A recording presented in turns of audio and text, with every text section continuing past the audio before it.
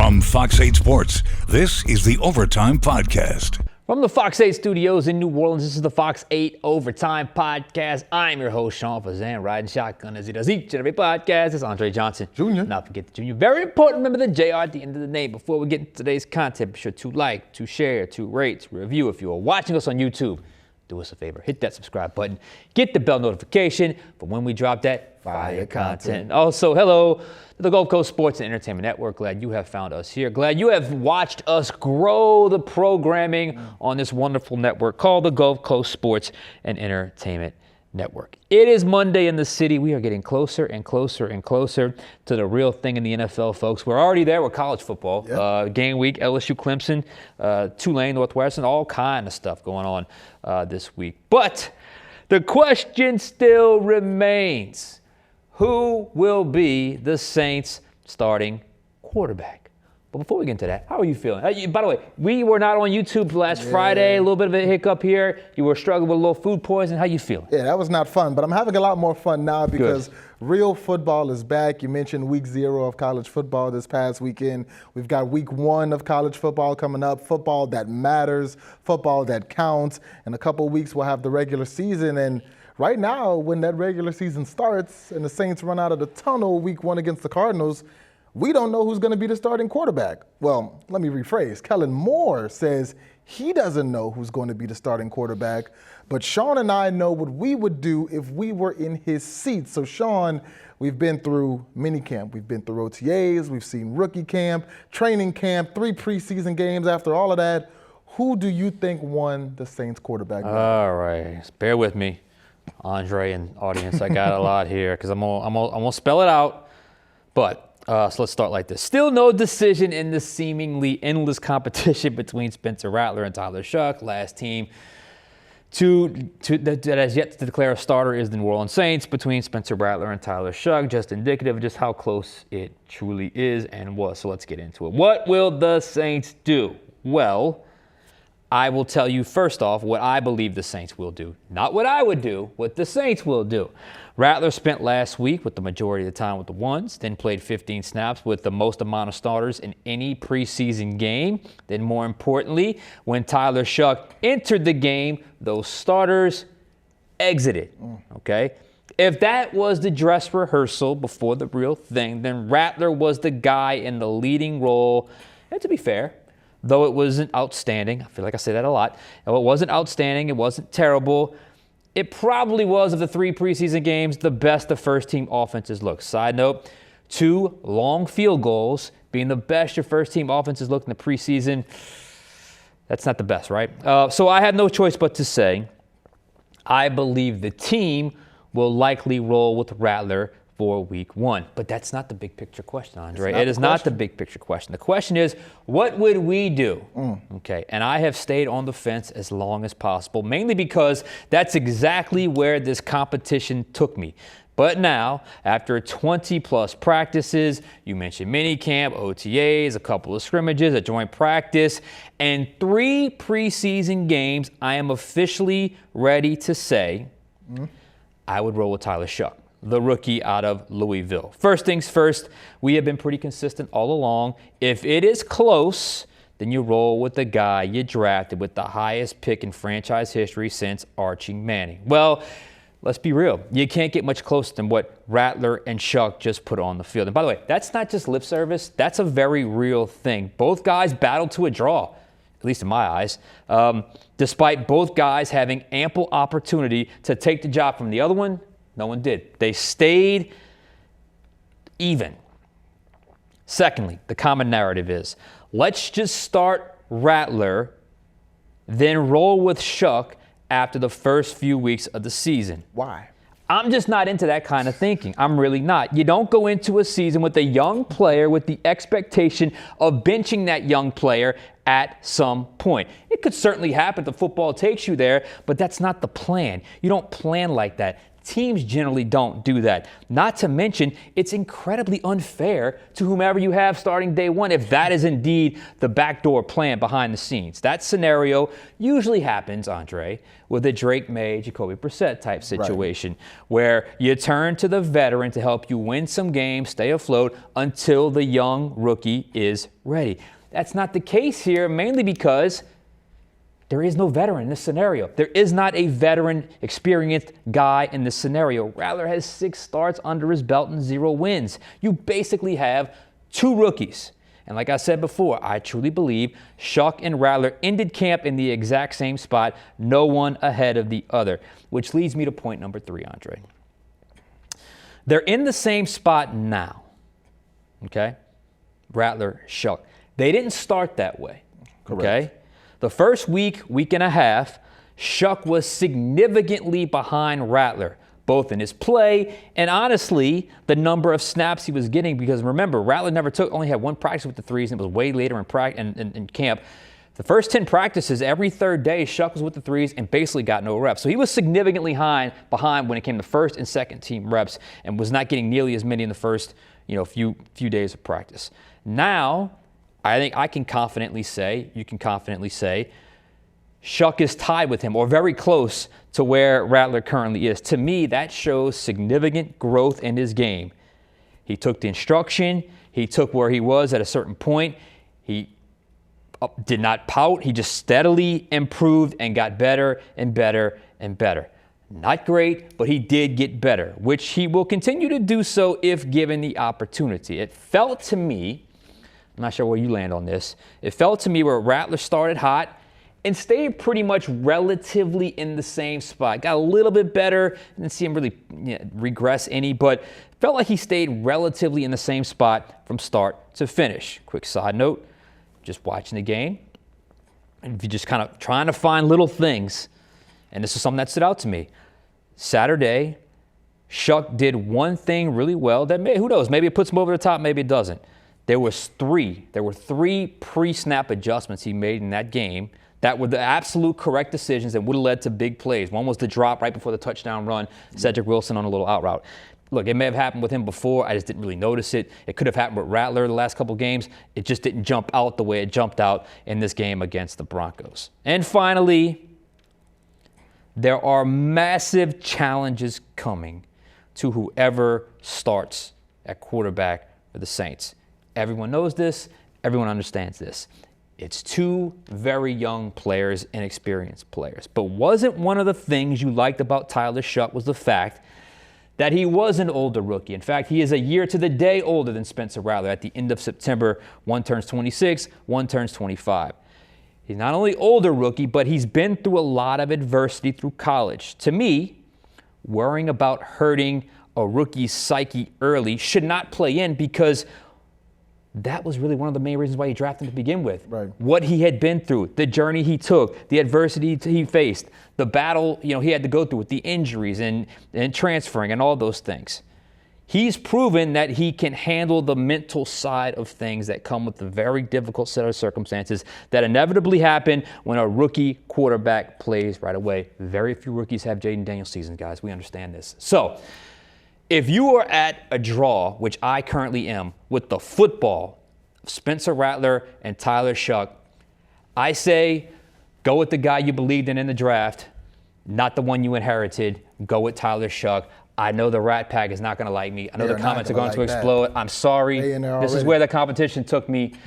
That's where I'm going. What about you? The question being, who won the quarterback battle between Tyler Shough and Spencer Rattler? If you want me to be honest with you, nobody won. Yeah. Rattler didn't win, Shough didn't win, I didn't win, you didn't win, the fans didn't really win. But because somebody has to run out of the tunnel in the Superdome week 1 against the Cardinals as the starting quarterback, and I've got to pick one between Rattler and Shough, I say give me Tyler Shough. I mean, to me, when you look at what happened in practice, they essentially canceled each other out in practice. Basically. Rattler started better. Tyler Shough kind of started to heat up when they went to California. They've been back and forth ever since. It's a draw in practice, so you go to the games. Preseason game 1, Tyler Shough was better. There's no conversation about that. Preseason game 2, Spencer Rattler was better. There's no debate or conversation about that. Then you go into preseason game 3, And once again, I don't think Rattler was bad. I don't think he hurt himself, but I don't think he did enough to help himself either, to where Tyler Shough had a bit of a slow start, but it's ironic how they both seem to activate after bad turnovers. Right. But after that turnover, Tyler Shough turned it on, and he had a really good touchdown drive late in that game against the Broncos. So I give Tyler Shough the third preseason game. So now I'm looking at it. To me, if they canceled each other out in practice, Tyler Shough was a little better in the preseason. And when I look at their skill sets, I think Tyler Shough as a quarterback gives me a little more upside than Spencer Rattler. He's got a bigger arm. He's more willing to use it. I think he's a little more accurate on that deep ball than Spencer Rattler is. They're both mobile in a way. Spencer Rattler is more mobile when it comes to, passing plays, kind of making something happen, getting out the pocket. No doubt. Like we saw in that 2-point conversion to tie the game against the Jaguars. To where Tyler Shough in those design quarterback runs, those read option type plays like we saw against the Broncos, and we've seen it a lot, throughout practice and throughout training camp. To me, Tyler Shough is a little more dangerous there, which adds another, dimension to your offense. I think he's a little more creative.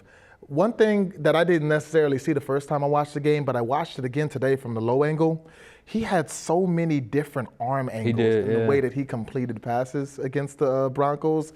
It was very impressive, So I'm looking at a guy with a bigger arm. He's more willing to use it. He's more mobile. He's more creative. This guy was also drafted by Kellen Moore, the former quarterback, the highest Saints draft pick at quarterback since Archie Manning in the 70s. To me, you need to see if he can play, because you did draft him in the second round, not the first. It's not like you picked him in the first round and it's like, well, rain or shine, we're rolling with Shough. If it rains and you're 3-14, 4-13 at the end of the season, which I know a lot of Saints, well, maybe some Saints fans do want to hear it, but other Saints fans may not want to hear, you're going to have to make a decision on, do we stick with our young guy or do we draft, a quarterback from what's being projected to be a strong quarterback class coming out of college. So to do that, you have to be able to say, Tyler Shough can play, Tyler Shough can't play at the level that we would need him to play at. And then when you get to Spencer Rattler, if I'm gonna be dead honest, I don't think he's shown any marked improvement from last year. I think he's still relatively the same quarterback that went 0-7, 0-6 in the games that he started. He every now and then he'll flash. He'll make that one good deep pass to Mason Tipton, which is something I've been asking him to do because he's been underthrowing every other deep ball. He had the nice moment at the end of the game against the Jaguars, like he did against the Commanders last regular season. But to me, it hasn't been enough. You still see a lot of the same weaknesses. You still see him a bit gun shy at times. To me, I don't think he's taken a big step forward, and he had an offseason. Tyler Shough is a rookie coming in. This is his first NFL action. Spencer Rattler had an NFL offseason to do whatever he had to do to take a step up from 1 to 2, because he knew, regardless of who the Saints drafted, he was going to have an opportunity to win that job. And to me, he has not made enough of an improvement from year 1 to year 2. I still see the same guy that struggled last season. Rat Pack, I do not want to hear the excuses. If you're typing it, please hit backspace. Oh, Spencer was playing against starters. Shough was playing against backups. The Rat Pack are the ones who told me Spencer Rattler wasn't getting enough time with the starters. Spencer Rattler didn't get to play with Olave. He didn't get to play with Shaheed. Well, guess what? If you play with the starters, you're going to play against the other team's starters. Tyler Shough coming in playing with backups is going to play against other teams' backups. When you get into the game in the regular season, if Spencer does win this job, he's going to be playing against other starters. So I'm not trying to hear that. So to me, what I saw in practice, what I saw in the games, I give Tyler Shough a slight edge, but it wouldn't surprise me if the Saints went with the safe pick, which is Spencer Rattler.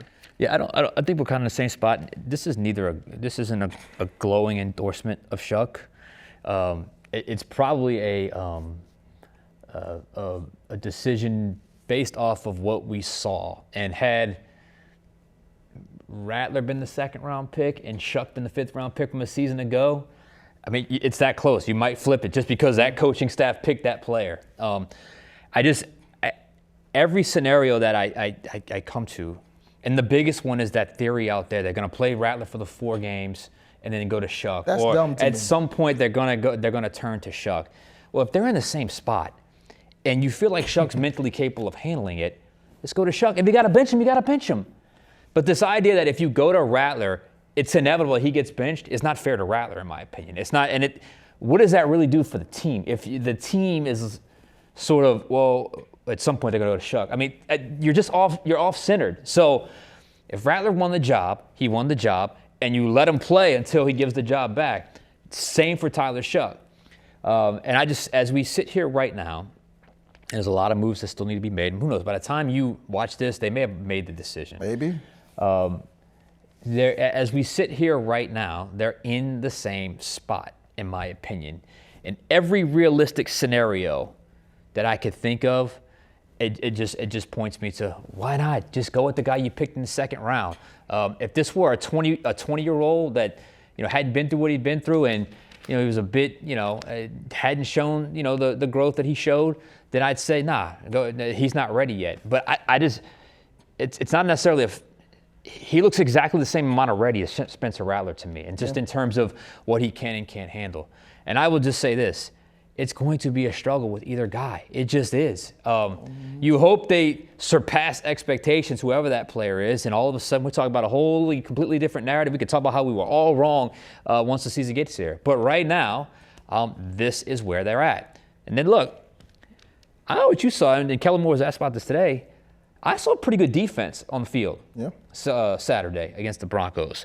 So you got some things working there where, I think people are going to predict the bad things for the Saints this year in terms of record, but there are some things where you can, some signs of some positivity. So I don't know where I was going with that, but just that, the complete team is not a mess. I mean, you've got one side of the ball that I think is going to be a top half unit. So offensively, you have the luxury of, not the luxury, but you can just basically go with the guy that you feel either won the competition, has the higher upside, or the guy you drafted. And to me, they probably played to a draw. Upside. What is upside? A guy that will eventually have a higher ceiling. Yeah, I'll say it. Yeah, I think Shough's got a little bit of a higher upside. I think Rattler's probably close to what the player he's basically going to be. And then the draft scenario. Tyler Shough came on strong during the pre-draft process. He was nowhere near the second round when the pre-draft circuit started. In fact, we did a bunch of pods here. He was nowhere on our radar. Jackson Dart was the guy on our radar for a long time. Literally not till the week before the draft. Right. So I guess all that to say, if it were me, I don't see the downside. I would just roll with Shough, just given the two options that you have, the way they played. I just say roll with Tyler Shough. Well, the guy on my radar was Shedeur Sanders. I was getting ready to print the new Shedeur shirts, but that didn't happen. But, I'll take us back to something that Kellen said last week. He said whoever wins this job is going to have a long leash. And this goes back to, the agenda and narrative out there that I've seen from a lot of people saying, oh, I think Spencer's going to start it. You let Spencer play the first month and then go to Shough. Why?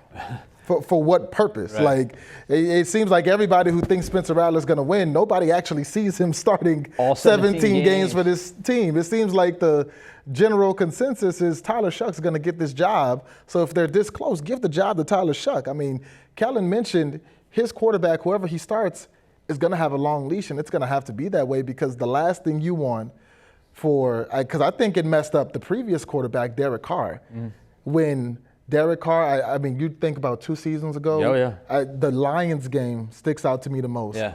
Every time Derek Carr would run on the field, boo! Yeah. Jameis or Taysom comes out, ooh, our hero! Which, understandably, the team wanted another quarterback, but you don't want it to get to the point where, say the Saints are 0-4, you've committed to Rattler.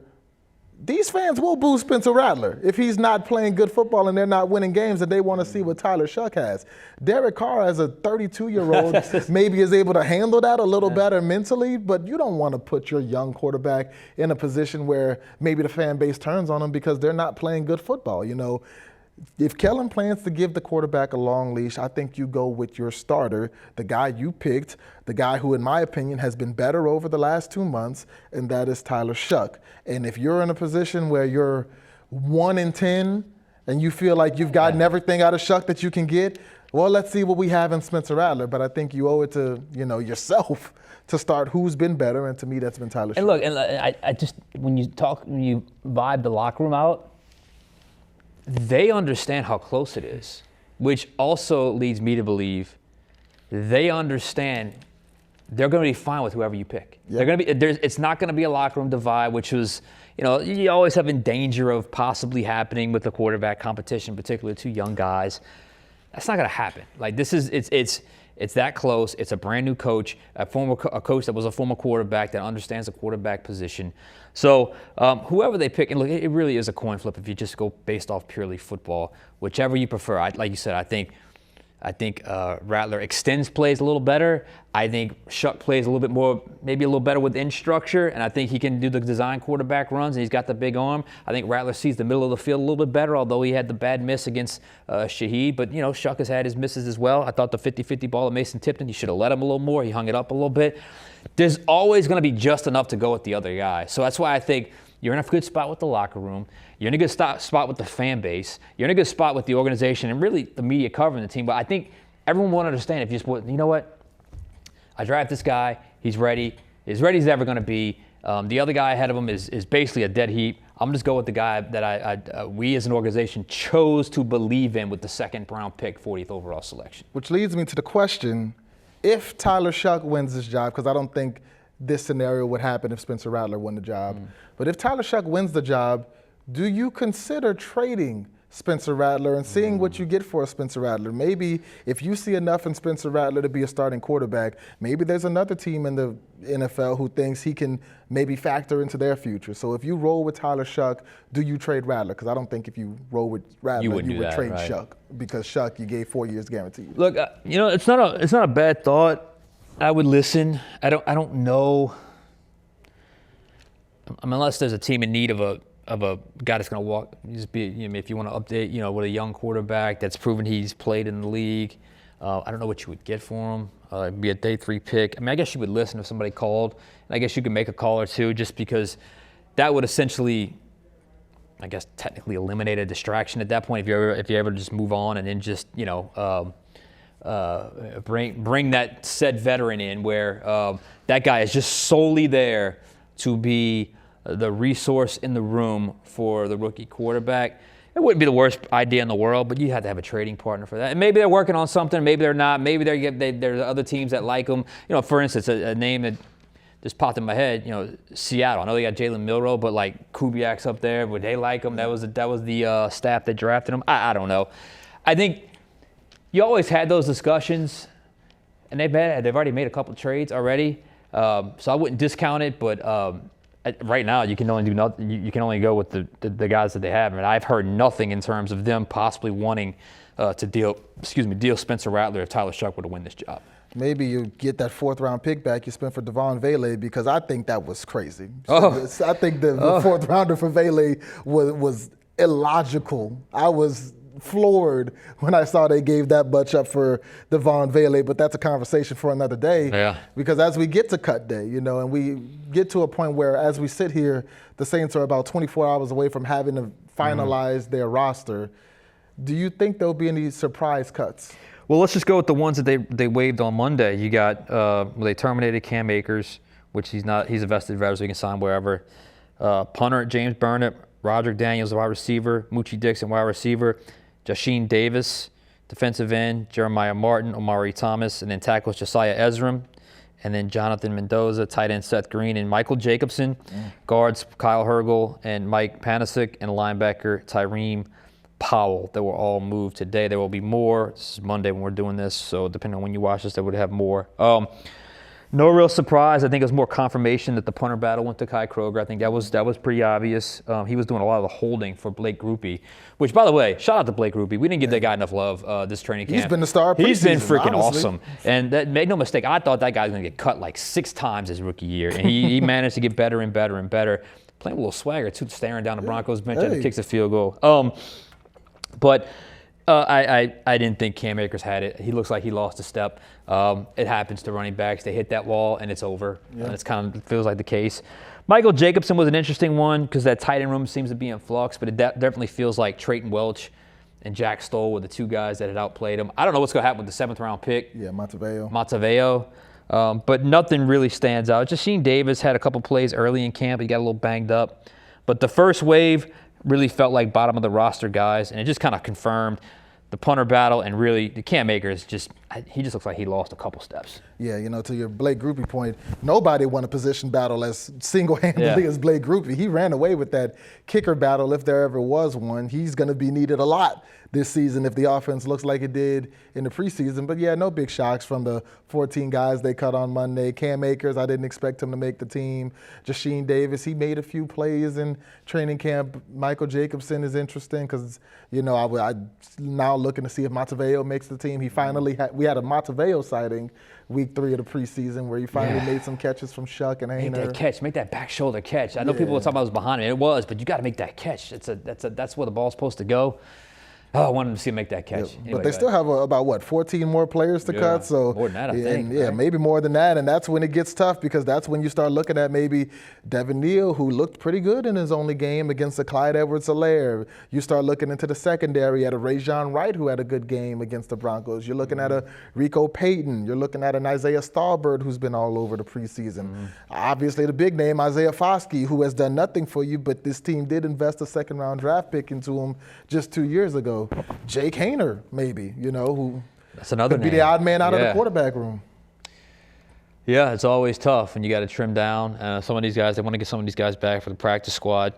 And I think you're going to see them really address other teams when it comes to who gets cut along the offensive line because they've had such a blow to their depth up front. We'll see how long Trevor Penning is out, which I think is key, really, for the whole thing. Because if he's back, then maybe not. But if he's going to miss some time, you're probably going to have to address that because you lost all your key guys depth-wise. Yeah, literally. You made the trade for, was it Fortner, and you got Simpkins, but Radens is already playing as your starting left guard right now. Young, you lost Landon Clapp. Young, You cut Clapp, Josiah Saldiveri, Ezram, which I didn't think was, he felt like he was struggling. So stay tuned. A lot of moves are coming, and I'm ready for him to make a call on his quarterback. So we can talk about everything else, not just the quarterback scenario, which the quarterback play is going to be a work in progress no matter who they pick this season. So stay tuned for that. All right, we got to get out of here soon, in about 15 seconds. Anything else? I'm good. Let's go quarterback battle. I say Tyler Shough. Sean says Tyler Shough. Let us know in the comments who y'all say because we care what y'all say too. All right,